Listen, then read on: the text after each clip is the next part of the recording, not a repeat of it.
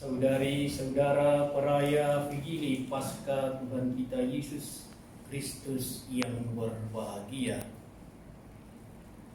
Injil yang baru saja kita dengar dibacakan diambil dari Injil Matius bab 28 ayat 1 sampai 10.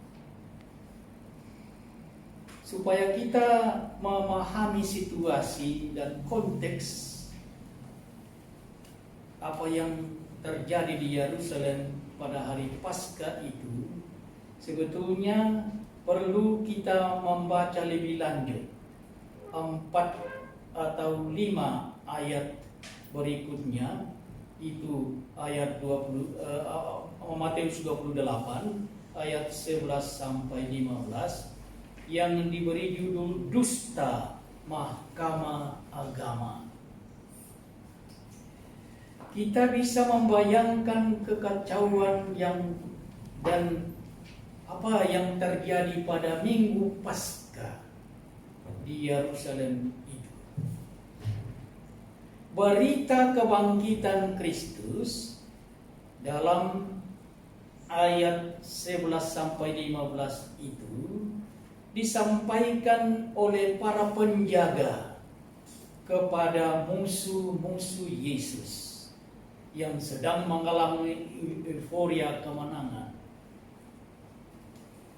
bahwa Kristus, bahwa orang itu bangkit. Ini pasti merupakan mimpi buruk bagi musuh-musuh Yesus.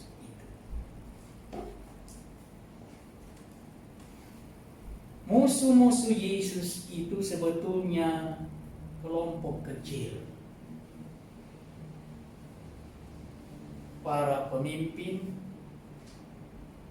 agama Yahudi, imam-imam kepala, dan ahli-ahli Taurat.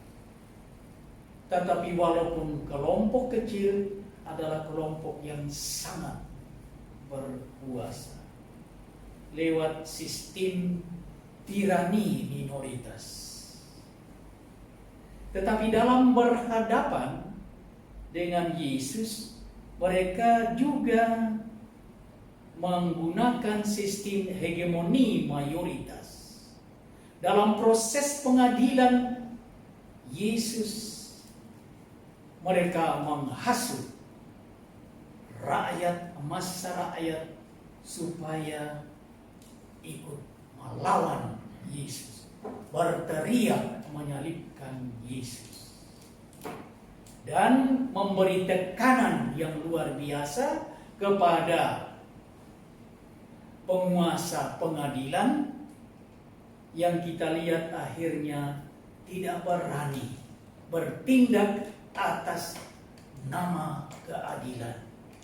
Sehingga yang kita lihat dalam pengadilan Yesus adalah pengadilan yang tidak adil. Massa rakyat yang berhasil dihasut oleh kelompok kecil berkuasa ini di kalangan orang-orang Yahudi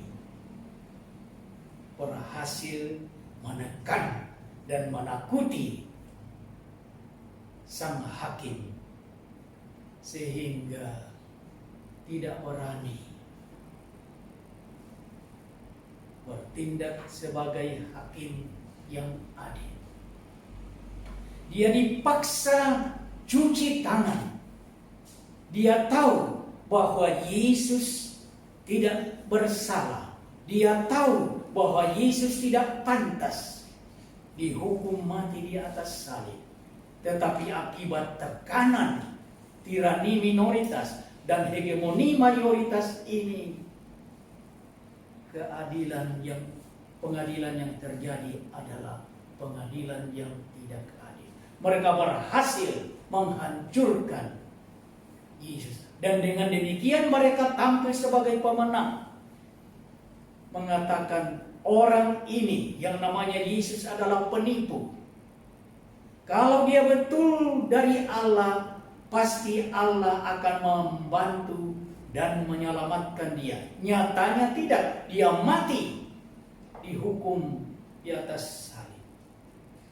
Sehingga sampai pada Minggu Paskah itu musuh-musuh Yesus itu dalam euforia kemenangan. Tetapi dengan berita yang disampaikan oleh para penjaga kubur bahwa dia yang mereka hancurkan bangkit, itu bukan main, merupakan mimpi buruk bagi mereka.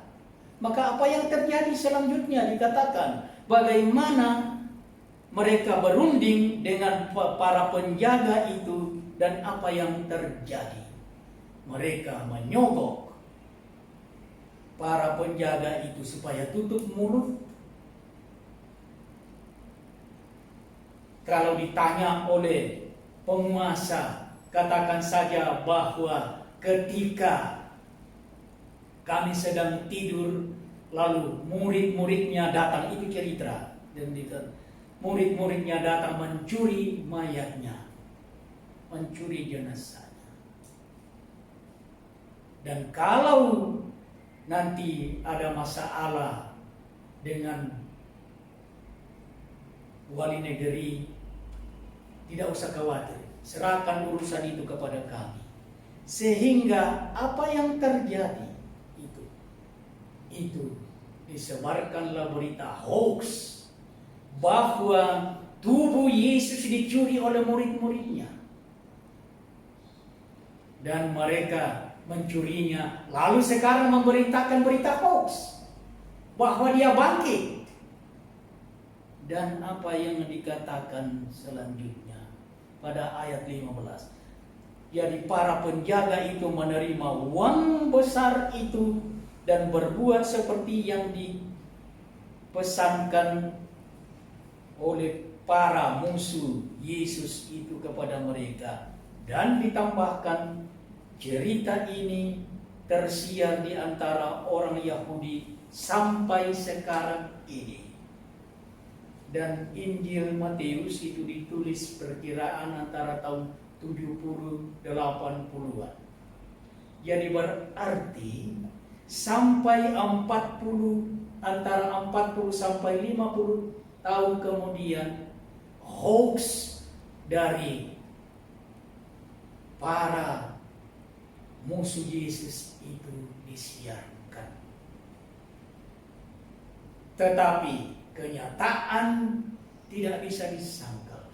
Pengalaman akan penampakan kebangkitan Yesus oleh murid-muridnya itu justru di pihak pengikut-pengikut Yesus yang sampai pada Jumat Agung itu menjadi putus asa dan barangkali menyesal-nyesali hidupnya. Mereka telah berbuat kesalahan yang fatal dalam hidupnya. Mereka telah menyangka, percaya kepada Sang Mesias yang sejati, ternyata mereka keliru. Maka mereka lari terpenjara, tersiar. Tetapi dengan pengalaman kebangkitan Yesus, mereka kembali menemukan iman yang mereka miliki sebelumnya. Sehingga berita kebangkitan Yesus itu menjadi sungguh berita titik balik dalam iman murid-murid Yesus kepada Yesus sendiri.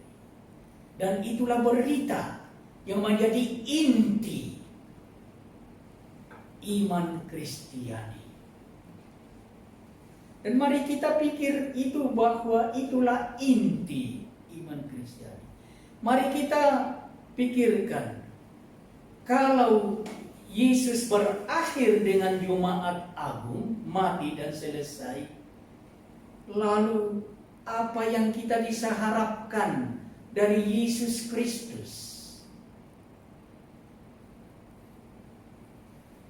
Dia sama dengan setiap manusia, anak manusia dilahirkan, bertumbuh menjadi besar, dewasa, dan bahkan masih pada usia sangat muda, dia sudah tertimpa hukum nasib yang tak ada seorang anak manusia pun yang bisa terbebas daripadanya, yang namanya kematian. Orang berkata, tidak ada satupun yang pasti di dunia ini. Tetapi saya kira ucapan itu salah. Karena sekurang-kurangnya ada satu kepastian. Inilah, sekali seorang anak manusia dilahirkan ke dunia ini, maka di tangannya yang mungil, dia menggenggam sebuah kepastian. Kepastian apa itu? Bahwa sekali kelak dia akan hilang dari dunia ini. Sekali kelak dia akan mati. Dan Yesus pun tidak terluput dari itu.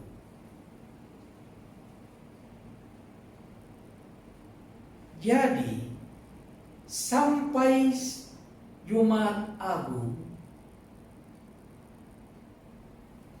Yesus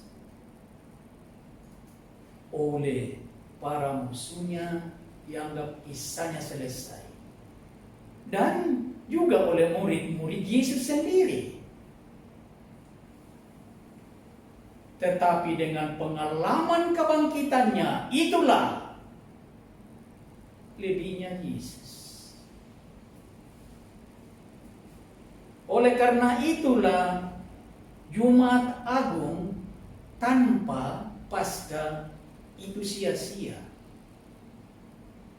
Atau kalau kita melihat secara lebih luas, dalam kekristenan kita merayakan dua hari raya paling besar, kan Natal dan Paskah.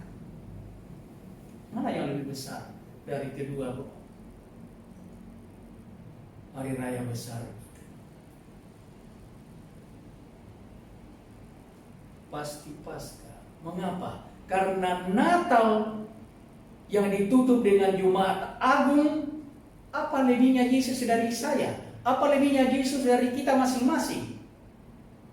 Tidak ada yang bisa kita harapkan pada dia. Dia lahir, besar, dan bahkan mati konyol di atas salib. Apa yang bisa kita harapkan pada dia? Tetapi dengan berita Paskah, itulah inti iman Kristiani kita, bahwa riwayat Yesus, kisah Yesus tidak ditutup dengan Jumat Agung, tetapi Jumat Agung itu mengantar ke hari Paskah. Maka saudara-saudara terkasih, mari kita camkan itu. Bagaimana berita kebangkitan Yesus menjadi inti kunci iman Kristiani kita. Dan sesungguhnya setelah pengalaman kebangkitan Yesus itu, tetap saja banyak orang yang tidak mau percaya. Oleh karena itulah kita bisa memahami bagaimana apa yang ditekankan oleh Paulus di dalam surat kepada umat di Korintus, surat yang pertama. Dalam bab 15 ayat 14 dikatakan, andai kata Kristus tidak dibangkitkan, maka sia-sialah pemberitaan kami, dan sia-sialah juga kepercayaan kamu.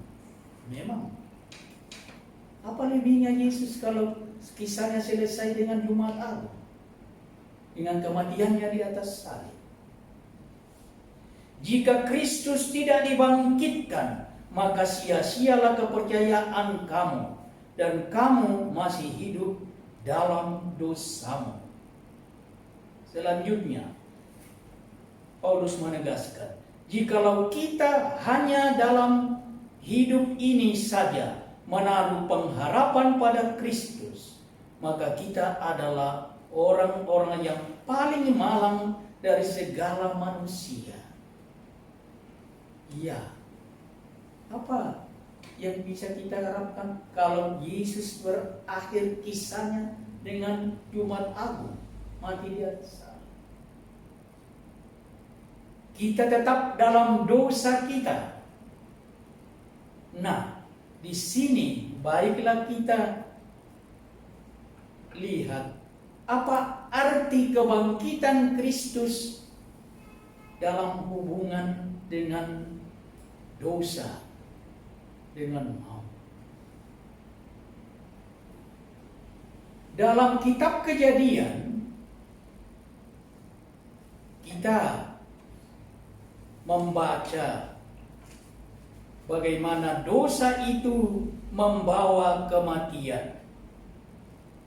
Dalam kitab Kejadian bab 2 ayat 17 ada perintah dari Allah ini. Tetapi pohon pengetahuan tentang yang baik dan yang jahat itu janganlah kau makan buahnya, sebab pada hari engkau memakannya pasti engkau mati.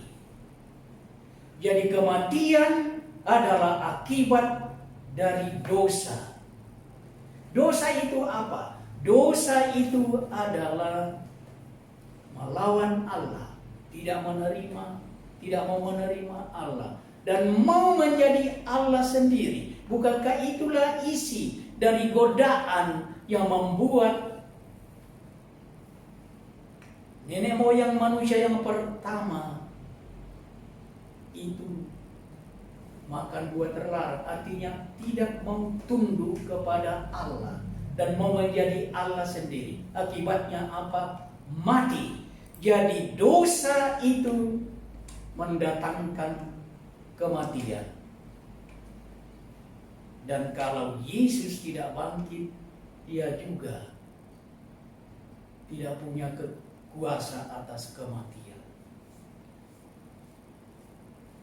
Tetapi berita kebangkitan menegaskan dia menang atas maut. Oleh karena itulah kitab suci berkata kepada kita, hai maut telah ditelan dalam kemenangan. Hai maut, di manakah kemenanganmu? Hai maut, di manakah sengatmu?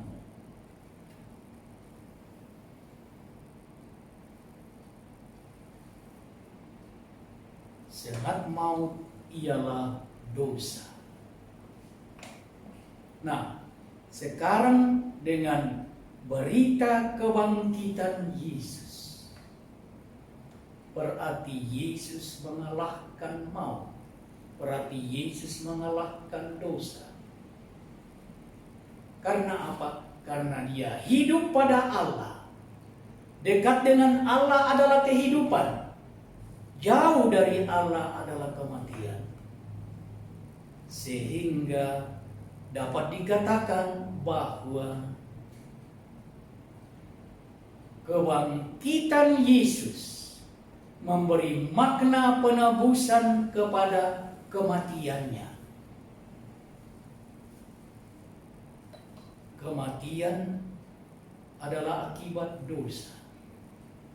Tetapi kebangkitan berarti hidup pada Allah. Dan semua orang yang menerima dan mengikuti cara hidup Yesus akan mengalami kebangkitan. Itulah yang kita rayakan pada malam Paskah ini. Oleh karena itulah sesungguhnya kalau kita sungguh paham apa inti yang kita rayakan pada Paskah. Pada Paskah kita harus saling menyapa dengan ucapan merdeka. Kita dimerdekakan dari dosa, kita dimerdekakan dari kematian, kita hidup pada Allah Yesus Kristus. Saudari-saudara terkasih, oleh karena itu mari pada perayaan malam Paskah ini kita saling mengucapkan selamat Paskah, selamat mengalami kemerdekaan dari kematian, karena kita akan hidup dalam Allah. Tuhan memberkati kita. Amin. Amin.